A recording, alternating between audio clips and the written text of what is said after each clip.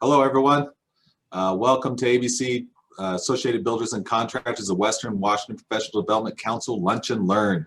So today we're going to do a little bit of how companies embrace technology successfully.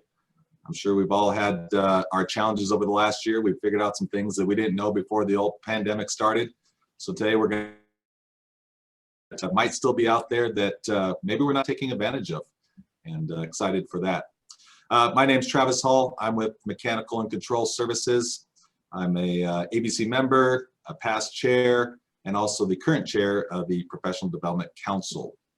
So just want to take a moment here now, though, just to recognize our chapter annual partners. Without partners in this thing, topics like this, events like this are not possible. So we really appreciate our partners. So let's get started. I just want to take a moment here to introduce our two presenters today. We have Matt Abeles. Matt's with ABC National. He's the Vice President, Construction, Technology, and Innovation. So he's right for this presentation today, right? Then we have our own Cindy Axthelm. Cindy is the Vice President of Axthelm Construction and fellow ABC member of Western Washington. Matt, all yours. Great. Well, thank you very much, Travis. And just to add on what you said, we've got a fairly small audience today, which I love because this is meant to be for everybody here. And I don't think we want to wait until the end. If someone has a question, please ask in real time while it's top of mind.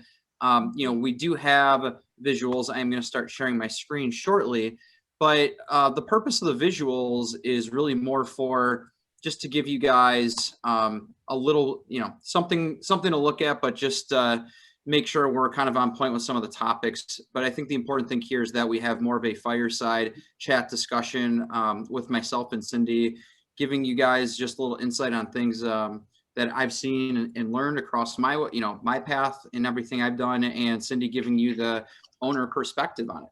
So with that, thank you, ABC Western Washington, for having us. And again, my name is Matt Abeles. I'm the VP of Construction Technology and Innovation for ABC National. And just to kind of give you guys a highlight, today we're going to talk about building a culture set up for success with technology and innovation.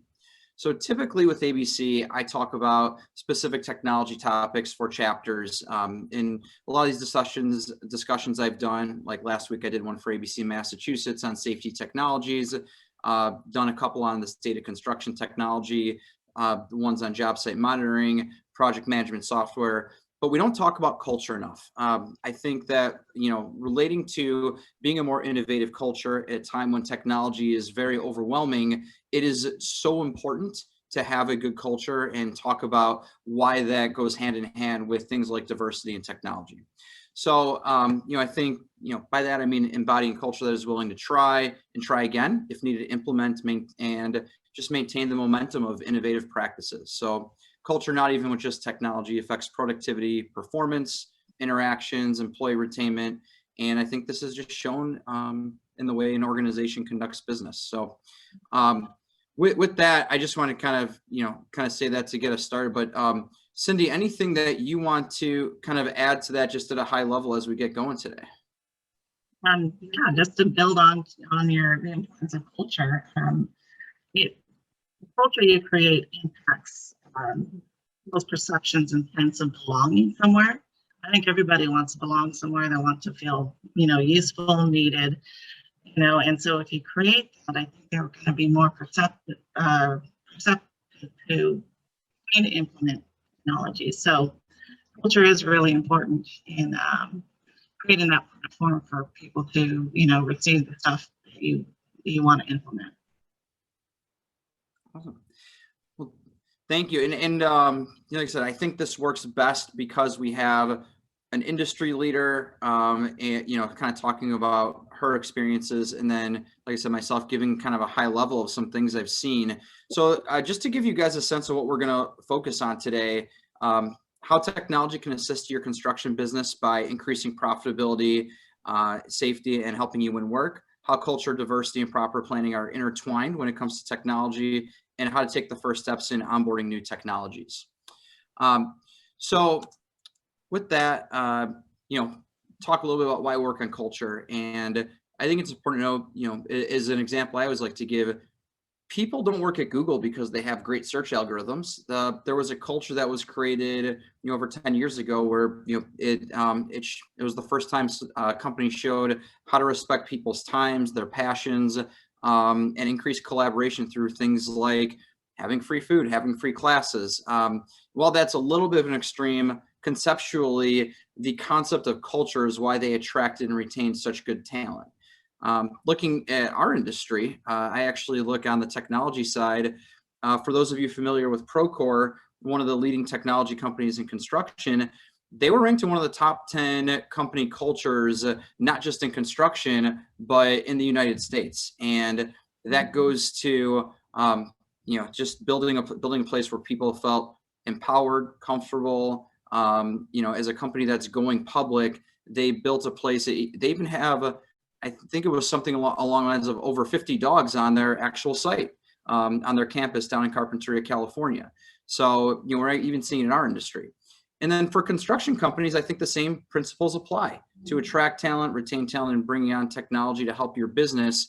Having things like transparency, empowerment, allowing people to just, feel like there is a sense of community and where they are, goes a really long way. So anyway, that's just kind of my just brief thoughts on why I think culture is important. But I want to pass to Cindy to give her perspective on culture and talk about how things are important, and when it comes to retaining talent, why culture plays a role in that, and especially I know you've done a lot with transparency and support with your culture. Yeah. So I do utilize Procore, and I am trying to incorporate that into our culture. Money always motivates people. That's why we work. We have to support ourselves and feed ourselves. But given the choice, we really want to do what we want to do. So utilizing technology such as Procore, gives the employees ability to be flexible and balance out that work-life ratio that we're all trying to balance out.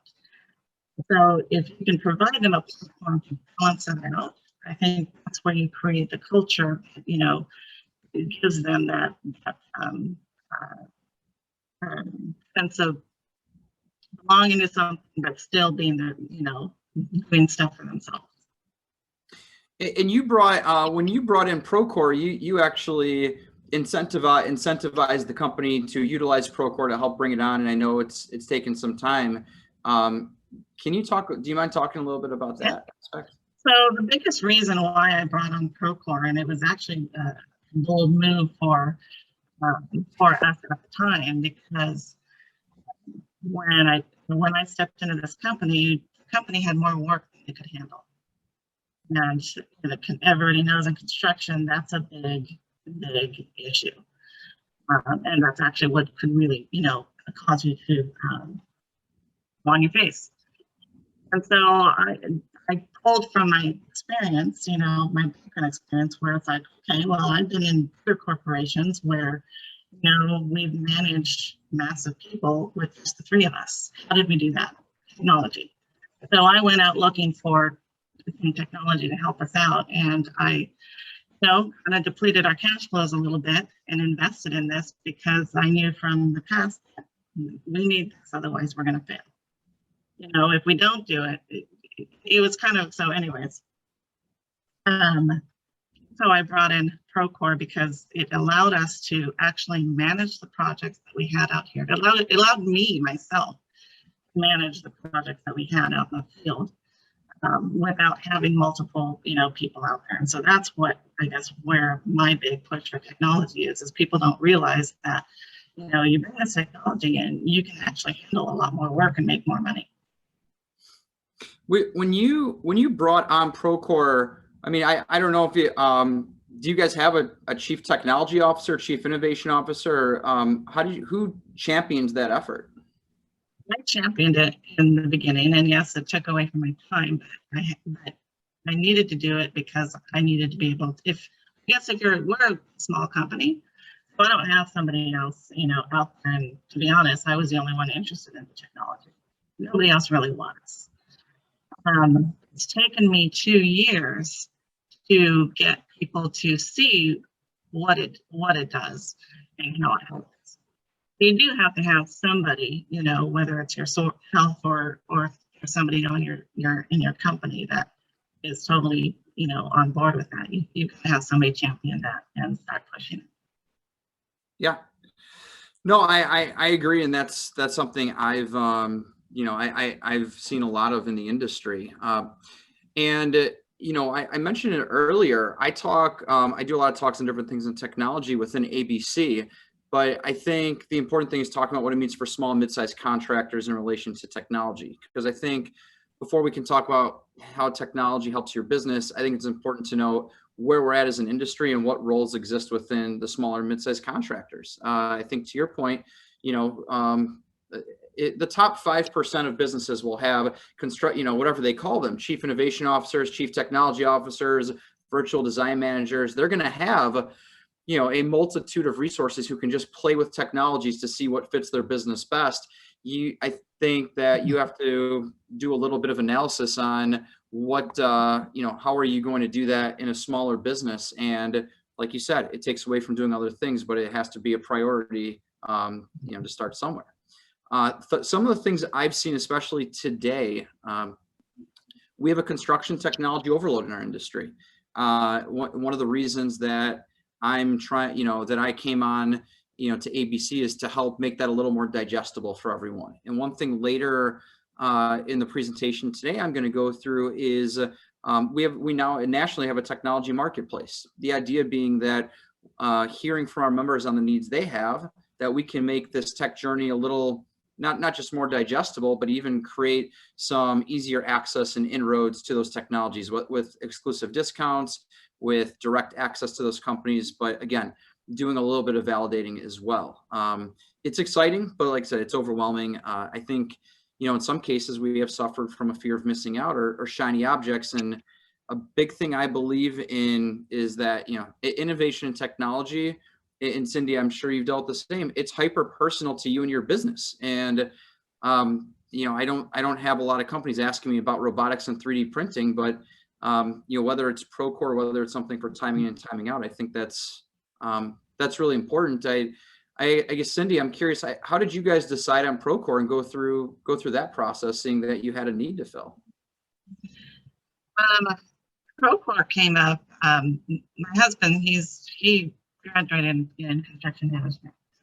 And so he had dabbled a little bit into Procore, and he kind of suggested, well, look into this. This looks like it, you know, could be something. And as I looked into it, discovered, you know, all the stuff it could do. And when I realized that it could actually sync up my accounting software. So now our project managers can have access to the budget without having access to my accounting. And then, you know, I just started digging into all these facets that Procore could do, eliminating work for myself so that I could actually focus on that stuff. So I guess I did actually look at their softwares, you know, but struggled to kind of see how it all connected. Procore, when I looked at it, it was just like very clear and evident how it all connected.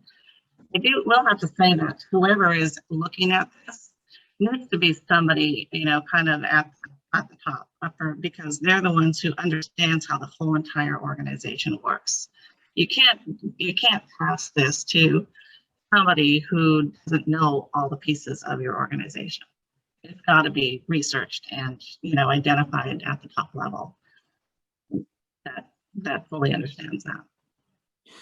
Did you work with others in the field just to understand some of the problems or needs to do all of that, as far as just kind of bringing it together and making the decision? I asked, when you say work with others, I did ask a lot of questions out with the guys in the field. Yeah, that's what I was getting at. You know, we're working with working with the guys in the field to just collaboratively figure out where that would make, you know, kind of make the most sense and resonate with everybody.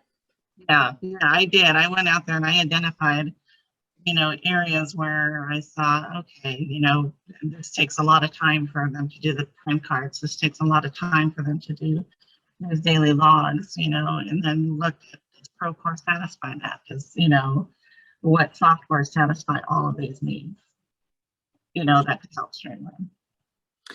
Yeah, and I think, one of the things that I've constantly talked about and seen is that you can't do too much at once. By that I mean just starting small, being able to test a technology like a Procore, on, and just bringing on one technology, on a couple projects before rolling it out to every job site or bringing on too many technologies. It's important to start small and make sure that things are done correctly and not getting just kind of getting over your skis.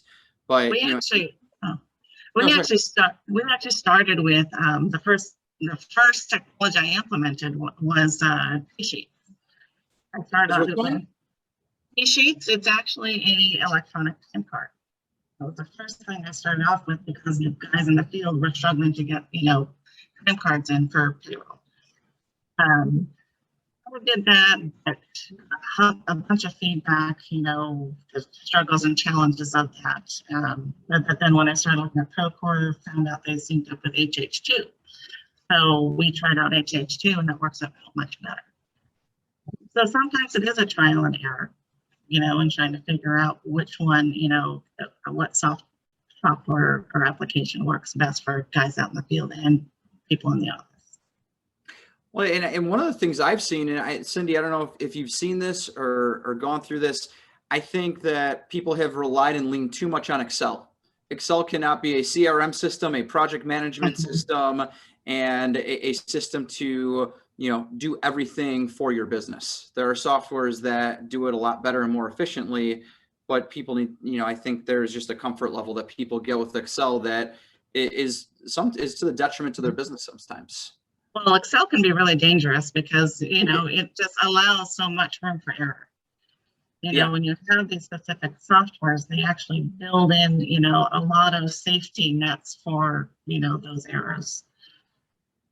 Yeah. No, and I've seen some companies that they use Excel for CRM services, and Excel was not built to be a CRM for getting new business or keeping contacts.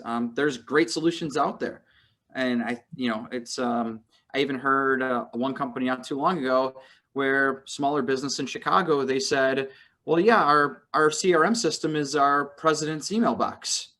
Well, that's what happens if he gets sick one day, or you guys need to contact someone and he's not around. It seems small, but that can really cause some big issues with the business. So I'm still trying to find a solution for sharing email contacts and stuff like that. I haven't been able to find a good solution for that one yet. For share. Oh, gotcha. I always liked, and this is one I've used, I've seen others use. I do like HubSpot for CRM and for sharing contacts. It's been good. Others in construction have used it. They are not solely, they cover many industries, but as far as easy to implement, easy to understand, I found them to be a good solution for small and mid-sized businesses. I don't think, other things like Salesforce, quite honestly, I think it's too expensive. You're spending a lot of money, and there's a lot of, it is a good tool, but there's a lot of bells and whistles that aren't necessarily needed for the small mid-sized businesses. So the other thing I wanted to mention is, I think we might have a question. Oh, sorry. It was just a question about the recording. So the other thing is celebrating small wins. I think sometimes people forget that bringing on technology is hard, and celebrating small wins, whether you're bringing on something like a Procore or you're just bringing on a new way to digitize timing in and timing out, I think celebrating the small wins is really key. I don't know, Cindy, if you guys have done anything with Procore with that, but I find that to be something very positive for culture when bringing on technology.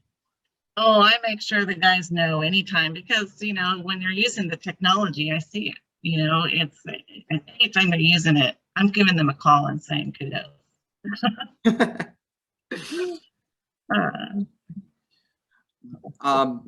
And then, I guess to kind of close the circle just on this piece, I think after you've done due diligence on what challenges are and selecting the best technology to address them, strategizing a rollout plan to meet your end users and You know, Cindy, this is all stuff you've talked about, but you know, programs that bring together. I guess the best one thing I've learned, I would go back, I would describe it as dual education has been something that I've seen work across different companies. And by that, I mean, you got a younger generation that's coming in that knows technology very well. And sometimes they have the ability to teach the veterans in the industry about technology, but they don't know a lot about the trades. So the veterans have taught the younger generation about the trades themselves. That dual education has kind of raised the bar for companies, but it's brought that culture even stronger. I actually struggle with one because what I'm finding out, you know, is the younger generation is definitely more receptive to this technology that we're throwing at them. I'm finding your older generation wants nothing to do with it. Absolutely nothing to do with it. And so the way that I've gone about that is because it is such a huge change for them and it's an investment in time for them. You know, we help them along. You know, from the administrative side, we're like, okay, this is what we're going to do for you. We're going to help you. And we do it in baby steps with those people. And this is where mid-sized companies actually have an advantage over large companies with stuff like that, because large companies can't afford to baby step everybody. You know, people either got to get on board and or out. But when you're a smaller company, you know, you have more direct communication. You don't have these huge communication gaps from, you know, the owner to that. You can actually help and cater. Cindy, you cut out for a second. Could you repeat that last thing? I was saying how mid-sized corporations actually have more of an advantage over the large corporations in implementing the technology because they can work the older generation that really doesn't want anything to do with technology through baby steps and work with them, where larger companies, they don't have the time to, you know, do that, or nor do they need to, because they're big enough to where they can just be replaced if they're not on board. So Cindy, we had a question come in, and I'll pass to you first. The question was, would you recommend Procore for a small remodeler or a paint contractor? I guess it depends on how complex, you know, the projects are. Procore can do so much more. Depending on the size of the project, it may not be, you know, it may be a little bit too much than what you need. That would have to be more, I'd have to understand if they've got multiple layers within the project, or if it's just simple. And I would agree. It's hard to, just knowing that, it's hard to say. I think that having a conversation with Procore and even talking about, you know, they have a free version that may be able to help, or a lower cost version. We do have with Procore, we've got special pricing now. We just recently put a business partnership together with them, but you know, it's hard to say without knowing all the details. But I think as you're evaluating what technology makes sense, it is a conversation worth having. And when it comes to Procore, you know, I think it's important to make sure not just what is the cost in year one, what are you paying throughout the lifetime, because it can get costly over time. So, you know, I think it's important to ask that question. Oh, I'm sorry. So it's so the other question, Matt had noted a tool to help with contact sharing. I did not catch the name of that. So the tool I mentioned was a company called HubSpot. It's good for, it's a CRM tool. So it's a customer relation management tool, and it's good for contact sharing. It's good for tracking things like phone calls, relationships. It can also, you know, keep track of, you know, emails, communications, and it's got some pretty neat functions to easily share contacts. It's not, why I like it for small, mid-sized companies is because it's not all that expensive, and it does a lot of the, you know, a lot of the things, like you said, like sharing contacts and just keeping, kind of keeping that CRM piece of the house in order. I also wanted to circle back to that one question that the person asked about whether or not Procore would be good for this smaller business. Yeah. As a rule of thumb, I actually don't run projects under $200,000 through Procore. I think you actually have to be at least $500,000 to run through Procore, because those, it's work to set it up.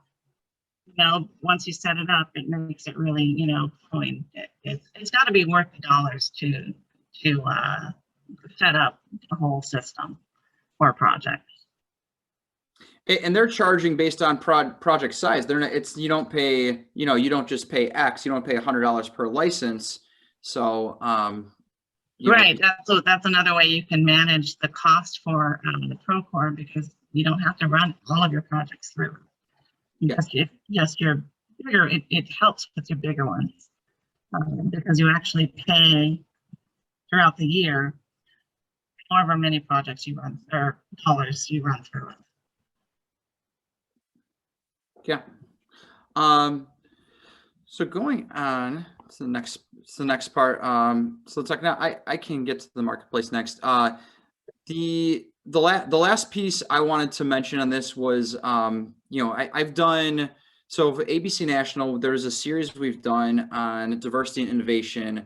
And if I had to boil it down, the two things that we've come out of it, or two of the big highlights, were building a diverse workplace that challenges all employees to grow professionally and embrace teamwork, is a common theme, and continuous innovation. So contributing to a culture of innovative thinking that empowers employees to improve quality, efficiency, and customer relations. That's been, at least, just, I wanted to kind of note that, just because we continue to have that. We're going to do another one.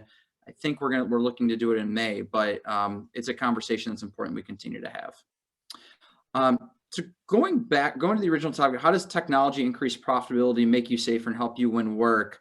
We talked about some of this, but finding a champion, getting your team educated, or in ABC members' case, and this is just something that I've only been with ABC for a year, but we're now trying to help create resources for members to help them understand what's available. So as you're assessing what technologies make sense, I am a resource for National. So any member that would like to reach out and just get any sort of, kind of quick feedback or thoughts I have, I'm happy to do that for anybody.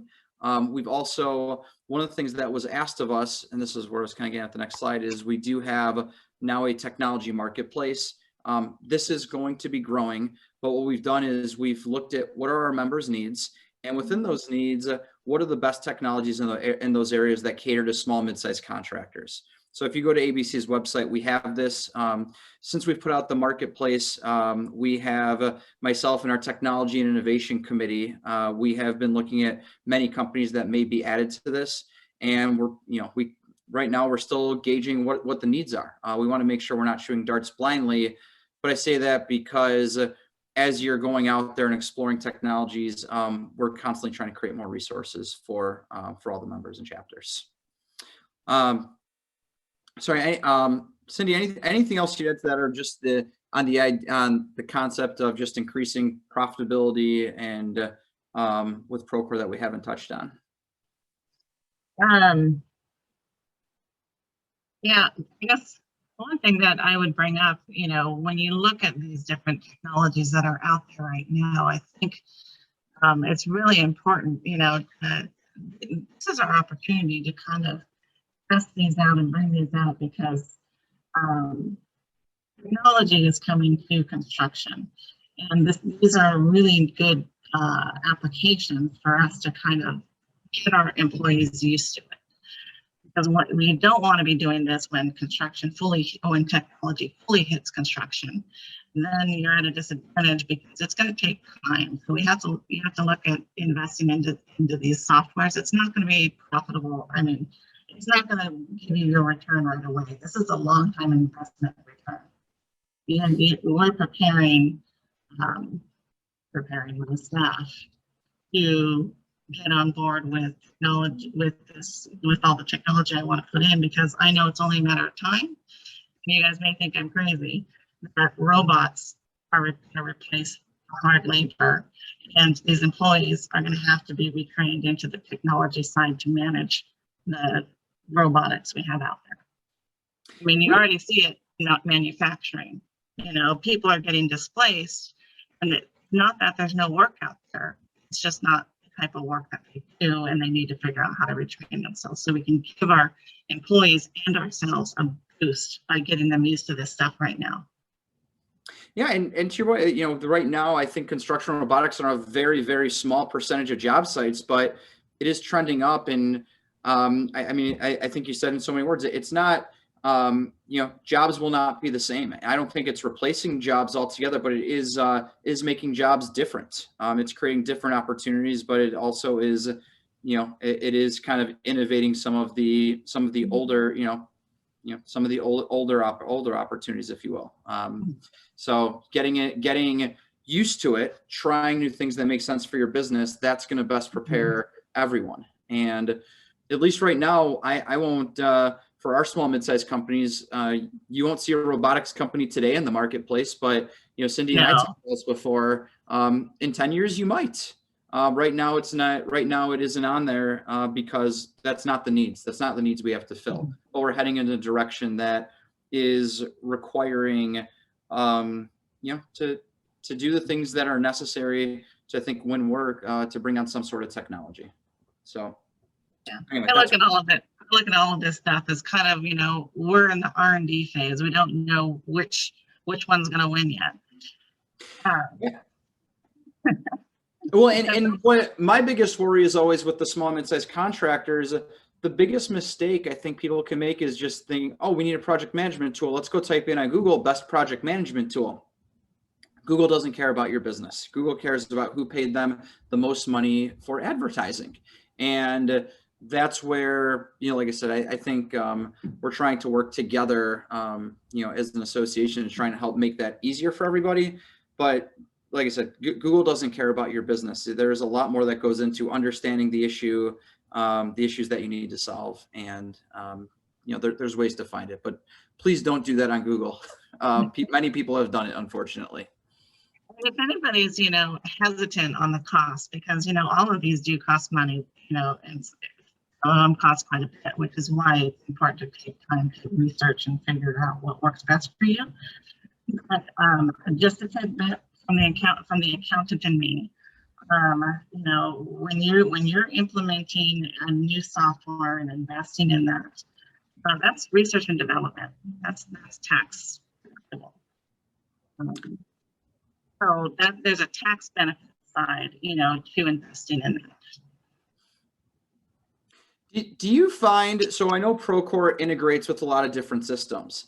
Is that a benefit that you found? Because I'm finding more in small and mid-sized contractors, I'm getting more of the question, and I never would have got this 3 or 4 years ago. Well, we want to look at the technologies that work with one another and communicate with one another. Do you find that as a value for your business? Yes, that's actually that is the biggest reason why I chose Procore. The biggest reason. Because now when you eliminate the double entry, you eliminate the potential for errors. So now data gets entered once, and then it syncs up and it flows. So yes, you know, my timesheets all sync into Procore. They sync into my accounting software. We had ProS up for a little bit, but then realized that it's just too big of a program for us, so we let it go. But ProS syncs up directly into Procore. Procore's got a lot of applications that will sync up directly, and that saves you time and reduces errors as long as you enter it right the first time.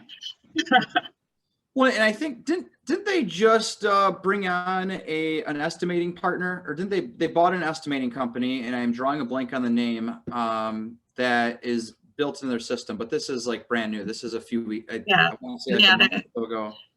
There's a new thing in the portion in there. I don't know which one it is, and we've been playing around with it, but really haven't done anything with that. Gotcha.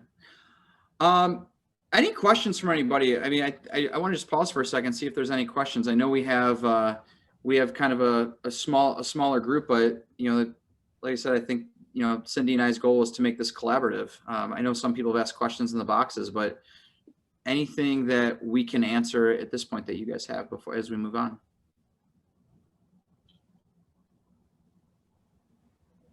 Okay. So we talked a little bit about. Did Travis have something? I've got one. Yeah. So Cindy talked about, one of the obstacles to embracing technology is obviously the investment, the cost, and she kind of spoke to that a little bit, gave us a little nugget there. Thank you very much, Cindy.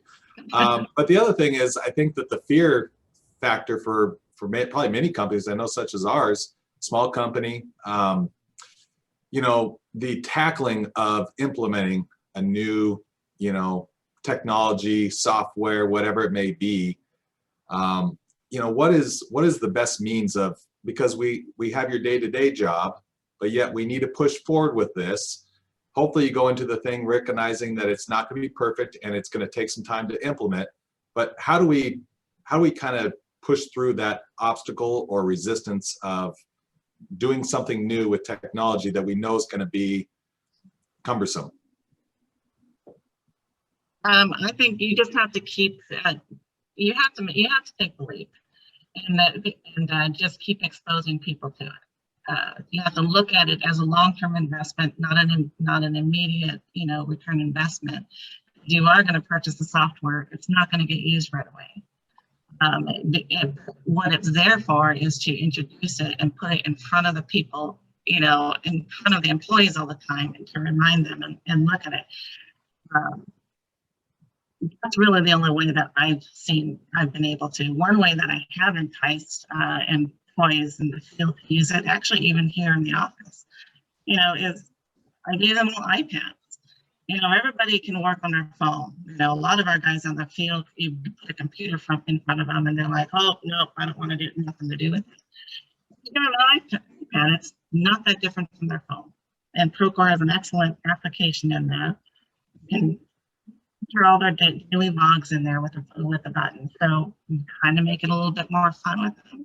One of the older gentlemen in our office here, who he really didn't want to touch the technology. We gave him the iPad and said, start playing solitaire. So to get them, used to, hey, it's kind of fun playing around with these devices. So you have to look at it as, yes, it's going to look like it's a waste in the beginning. I've seen a progression where they are now starting to look at it, and when they finally get that aha moment, we're like, oh my gosh, this saves me so much time. It's really it's not that they don't want to, it's that it takes time for them to make that shift. I think, Travis, the big thing I've always seen is, number one, I think people need to recognize you don't just buy a technology and you automatically get profit. I know I said that before, but as Cindy said, I think it's just getting used to it. There was a point when people didn't know how to use Windows that great, and over time, everyone knows how to use it. Everyone knows how to use Excel, but no one was pros when they started. I think you have to get people used to using new technologies, and the fact that your organization is trying new things, and just getting feedback to constantly improve, evolve, and be innovative. But I think it just constantly has to be in front of people. Otherwise, I think it's gonna get harder. And when it comes to attracting talent, if you're a company that doesn't have any technology and innovation, I think it's going to be really tough to attract new talent that grew up on smart devices. My 2-year-old can use an iPad better than my mother. So that's I look at that, and there was a company not too long ago that told me that they had a problem recruiting because you bring these guys in, there's fax machines and carbon paper in the office and little innovation. That's a tough sell to someone who grew up on those devices, not just for work, but for everything they do in their daily lives. So I think it even goes beyond just profitability and having a safer environment. I think it goes to attracting and retaining talent so that people know that they are they're in a place that is kind of moving with the times, not ahead, and staying ahead of the curve. Well, one of the other things that, I did just to help people, accept the change a little bit is I didn't force them to do the change. I introduced this and said, hey, we need to start playing around with this. But then I also allow them to continue their old ways because they still need to move forward and produce. So you're just slowly giving them that option to make that change. I'm at a point where now it's like, okay, you've had enough time. Now we're moving forward. It's almost like like your 2-year-old. You can't just take the iPad away. You got to get, well, for a lot of kids, you can't just take something away from them. You got to give them notice. You got to give them warning. Otherwise you're going to have a tantrum. Look at it the same way. You gotta get people adjusted. You can't just make that change right away. Any other questions from anybody?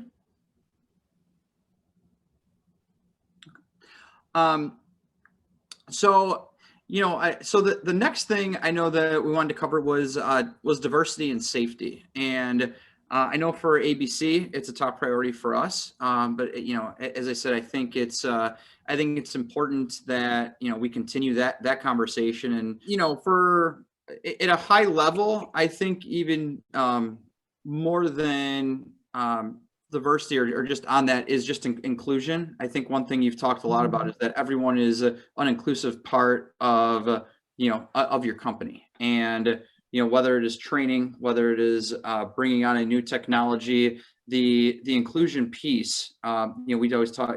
We're always talking nationally about diversity and inclusion. I think you're embracing all of that, but yeah, you can't change the demographics of where you live. But at least some things that I've just seen is just, making sure that everyone is included, everyone is kind of on the same page, that we have, companies have the training, mentoring for the bigger companies. You're seeing more, diversity, equity, and inclusion groups and training. I think that training is important. I think it's, like you said, it's, size of company to bring on something like that can be difficult if you're a smaller business. We're seeing larger businesses bring it on, and I think the inclusion part, especially for the small and mid-sized businesses, is important. And when you relate that to technology, again, the inclusiveness is kind of a byproduct and a part of all that diversity conversation. So anyway, as far as just I think the continued education. So we talked a little bit about attracting talent. I think one of the issues we have with attracting talent is we don't market ourselves great as an industry sometimes. So when I talk about specific technologies, I rarely get into virtual reality, robotics. When I talk to the younger generation, I try to talk about those things because we are an innovative industry. We are heading that direction. But the education is something I'm seeing more of at the chapters. So more chapters are taking on project management courses that bring technology into the education. So when I think of culture, I think it's internally for companies to keep education as a part of what they're doing on technology, if it's possible. But then just for the future generations, we're continuing to bring more technology education to the classrooms, to the universities, to the future workforce as we can. So anyway, I think it's important, and I think it's an issue that personally, I think at the national level, I'm trying to help tackle to get more talent into construction and use technology as a vehicle for it. I think this actually kind of goes down even below that, to where I think our big issue right now is schools. Elementary, high school, middle school, high school promoted college education so much that trade schools were never promoted. And I think that's what we're feeling right now. We're feeling the fact that trade schools were never, looked at as a great opportunity. College was kind of put out there as the ultimate. I really think to really truly tackle this attracting talent, we need to bring the trade schools. We need to start promoting the trade schools at the high school level, even middle school level. They give a lot of pushback because they get graded, and in some cases they get dollars from the amount of the percentage of people that go to college. And not to say you can't do both, but they're very hesitant to promote the trades and ACE mentor. What? I think if a lot of kids knew how much money they could make when they got out of high school, trades, doing a trade, wouldn't spend the dollars to go to college. Yeah, I agree. I agree wholeheartedly. No, my hope is that we do that. That is one of the things. How much dollars are there? And I think, like the other, showing the dollars, showing that we are moving forward as an industry, we are getting more innovative. I think it's important. But yeah, it's a struggle that I don't think, unfortunately, is changing in the very near future. But hope to make strides on it. I did actually see that California this was a few years ago, I think. They were actually starting to do that, where they realized that they kind of screwed themselves and were starting to promote trade schools in the high school. Yeah, I did not know that. So I mean, as far as slides and content, I wanted to save the last 10 minutes for Q&A, but that was everything that Cindy and I had just on kind of the main bullet points. But this is kind of a time where I guess we throw it to everyone for questions you guys have.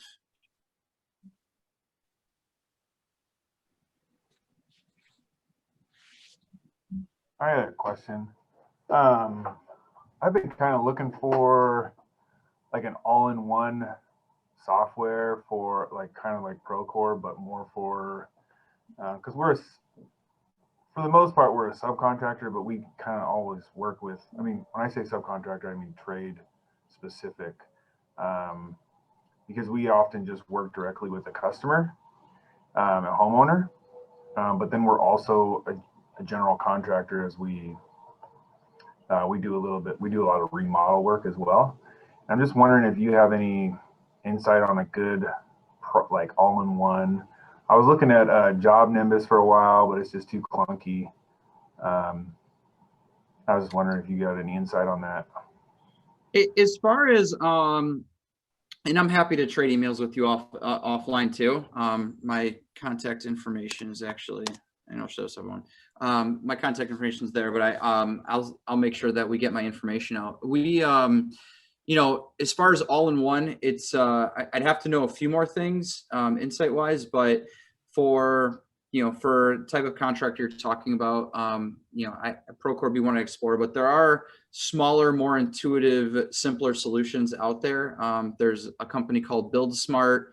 One of the ones in our marketplace is Sub HQ. They do some of these all-in-one things. Build Ops would be a company that specializes. I know they're more focused on electrical contractors, but they do a lot of the main needs for for subcontractors, and at least those would be a few. But Michael, if you could email me offline, I'm happy to at least connect you with these folks. You've also got eSub as a group out there that would be a good one as well. So those would be, and again, not knowing everything about everything with your business, those would be the four that just come to mind that could make sense. Because there's other solutions, like on the flip side, you have a company like Aconex that is very complex, complicated, meant for general contractors from Oracle. I don't see that many users of it, but for what you're talking about, I think at least those four would be ones I'd recommend. And are you looking for, like, when you say once, all in one, are you looking like for your accounting software, billing, and project management, and all of that in one? Well, for me, it's more about the CRM and the project management. It would be fantastic if it also had estimating software, but I know that's really hard to do, to find at least. And I found ones that are like for really small companies, but I just think we're too big for that. So The reason why I asked, because, you know, I work with QuickBooks Pro, which is about $500, and they've got project management, they've got estimating, you know, it's What not is as it called? just QuickBooks Pro. It's more of an accounting, it's more of an accounting software. Oh, QuickBooks Pro, yeah. Pro, you know, allows you to actually manage, you know, the jobs and the projects and, you know, estimating. It's not as robust as some of, you know, other, you know, specific project management specific, but if you're looking for an all-in-one that just kind of, you know, does that, that's extremely cheap, and it actually does quite a bit. Cindy, did you find, I know ProEst has a CRM component to it. I haven't gotten much feedback on it, but did you use the CRM component of ProEst when you had it? I did, because I had that synced into Procore. But what we realized was it actually takes a lot of management, because it's a huge database. But you really got to have somebody dedicated to manage the database. And we realized this is too big for us. Yeah. And Michael, the ones I mentioned were more project management solutions first and foremost, but for some of the things you mentioned, I mean, for CRM, Cosential is construction specific. If I'm just looking at a CRM solution, I think that they do a good job, but at least as far as a CRM, they would be another option to HubSpot as far as the two I would recommend for, you know, small, mid-sized company. And, you know, I think there's a good amount of estimating solutions, but again, I'm happy to talk offline with you on that.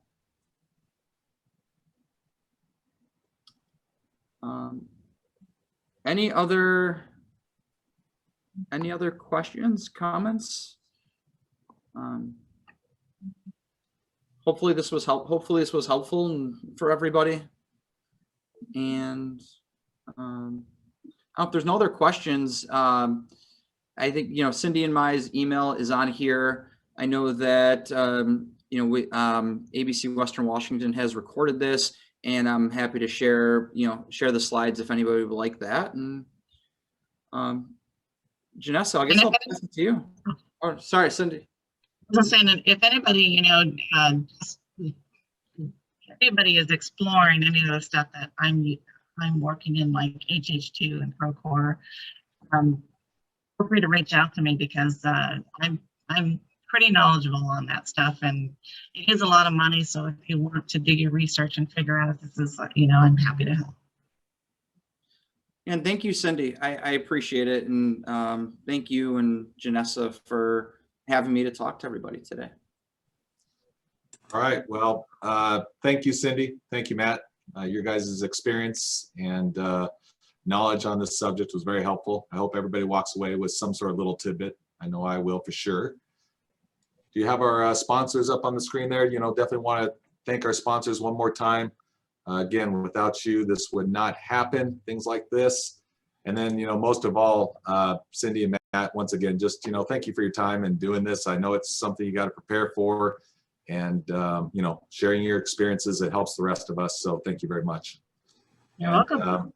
It is 11:59, so how about that? We're going to end on time. So thank you all for attending. We appreciate you, and we'll hopefully see you next time. Thanks. Sounds good. Thank you. Thank you, everyone. Thank you.